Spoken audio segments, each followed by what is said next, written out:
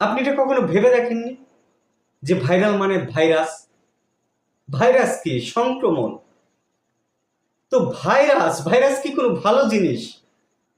আপনিই বলেন, ভাইরাস কি কোনো ভালো জিনিস? কি ভাইরাস হয়? অর্থাৎ কি দ্রুত ছড়িয়ে পড়ে, অর্থাৎ ভাইরাল হয়?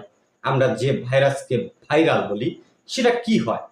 সমাজে একটা মন্দ কথা দেখবেন খুব দ্রুত ভাইরাল হয়ে গেছে।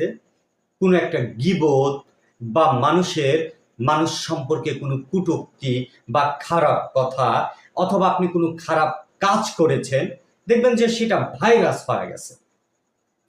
এবং ভাইরাল যেটা হয়, অর্থাৎ ভাইরাস যেটা হয় সেটাই তো ভাইরাস, অর্থাৎ খারাপ জিনিস।